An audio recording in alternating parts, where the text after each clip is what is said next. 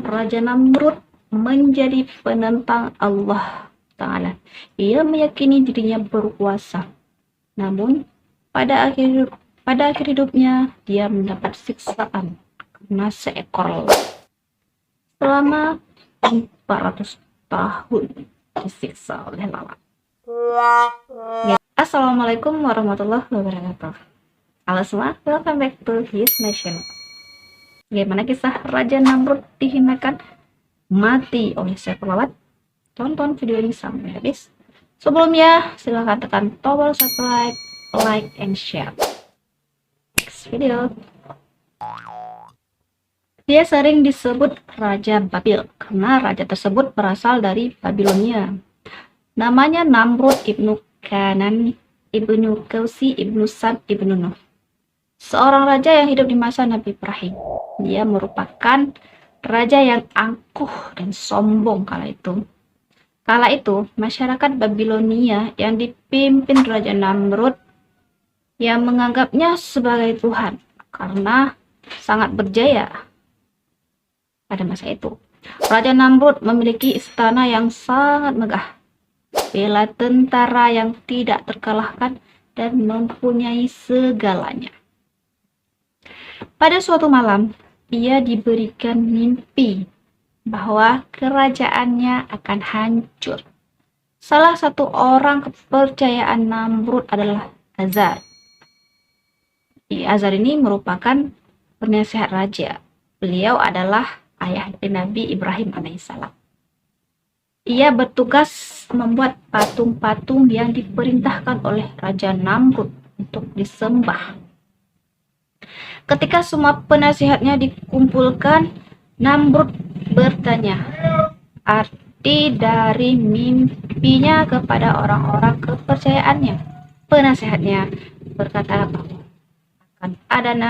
akan ada anak laki-laki yang lahir malam itu di Babilonia yang akan menghancurkan kerajaannya kelak. Raja Namrud memerintahkan untuk membunuh semua bayi laki-laki yang lahir ketika itu. Maka Azar yang ternyata merupakan ayah Nabi Ibrahim, kemudian dia pulang dan memberitahukan kepada istrinya untuk menyelamatkan diri ke hutan. Sudah 40 tahun berjalan, Ibrahim dinobatkan sebagai seorang nabi oleh Allah Subhanahu wa taala. Lalu pada suatu malam, beliau datang ke sebuah kuil yang berisi patung-patung yang sedang disembah oleh masyarakat sekitar atau di Babilonia itu. Di dalam kuil itu, Nabi Ibrahim menyentuh dan menaiki patung-patung tersebut. Karena masyarakat tidak ada yang berani untuk mendekati patung-patung itu karena percaya akan sial. Lalu Nabi Ibrahim mengambil sebuah apel yang ada pada sesajen di patung-patung tersebut. Berkata sebanyak 3 kali, "Wahai yang dianggap Tuhan oleh masyarakat Babilonia, aku mengambil sebuah apel. Apa kau tidak marah?" Kata Nabi Ibrahim pada patung itu. Tentu saja sebuah patung tidak akan menjawab pertanyaan beliau. Karena aja patung, kan? Semua orang merasa ketakutan melihat peristiwa itu. Karena memang secara akal sehat tidak akan bisa patung tersebut marah. Lalu Nabi Ibrahim keluar untuk mencari kapak dan menghancurkan semua patung-patung yang ada di dalam kuil itu. Dijajarkannya kepala-kepala patung berhala itu di samping patung Namrud yang paling besar, beserta kapak yang ditaruh di tangan patung Namrud. Dengan ini beliau akan melakukan tipu muslihat kepada masyarakat dan Namrud. Rencana Nabi Ibrahim. Keesokan harinya, masyarakat yang ingin menyembah patung-patung itu bertanya, siapakah yang menghancurkan patung-patung tersebut? Penjaga kuil itu berkata bahwa Nabi Ibrahim lah yang melakukannya. Mereka pun bertanya kepada Ibrahim, kenapa dia menghancurkan patung-patung itu? Beliau pun menjawab, yang memegang kapak itu siapa? Mengapa bertanya pada saya? Tanya saja pada dia, kata Nabi Ibrahim. Lagi-lagi patung Namrud tidak bisa jawab. Orang-orang pun terheran karena dianggap Tuhan oleh mereka tidak bisa membalas Nabi Ibrahim. Bertanya ketika direndahkan. Pagi berikutnya, Ibrahim datang ke istana Namrud dan menentangnya. Wajah Namrud tersebut, wahai Namrud, dari mana kau mengaku Tuhan? Kamu ini manusia seperti saya. Kamu punya 2 mata, punya 2 tangan. Kamu lahir dari seorang wanita. Kamu lahir dari rahim seorang wanita. Yang menciptakan semua ini adalah Allah, kata Nabi Ibrahim.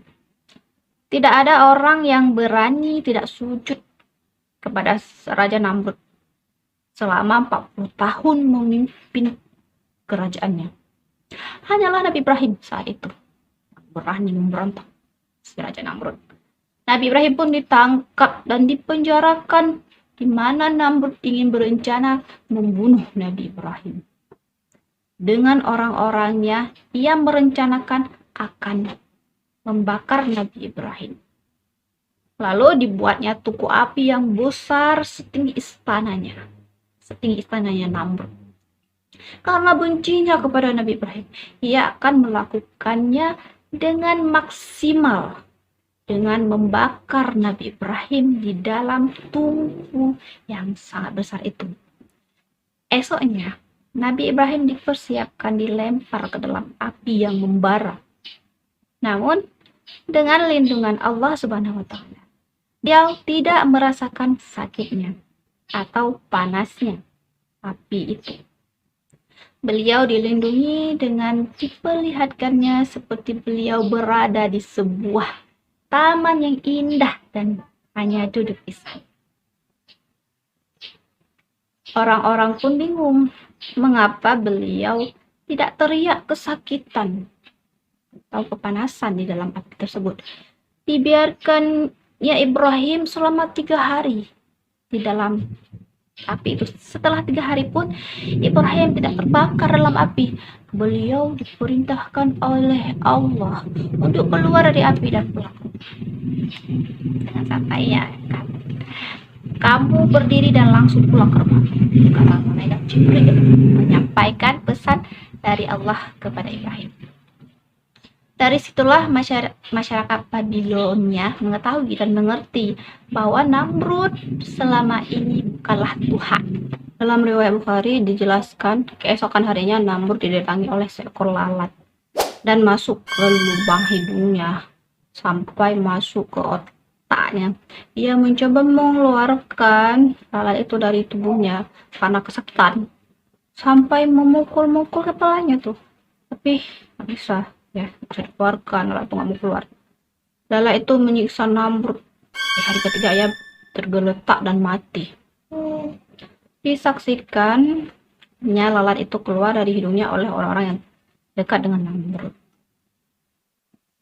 Seorang raja yang fisiknya sempurna, kaya raya, punya keturunan, tapi karena menolak ketentuan Allah, maka Allah hinakan Raja Namrud tersebut. Kisah ini mengisyaratkan tentang kebesaran Allah. Allah berkuasa membalas keangkuhan manusia yang congkak dan membangkannya dengan perkara yang sepele. Ya, seperti lalat tersebut, cuma itu sama Allah. Semoga dengan kisah ini kita dapat memetik beberapa hikmah. Assalamualaikum warahmatullahi wabarakatuh.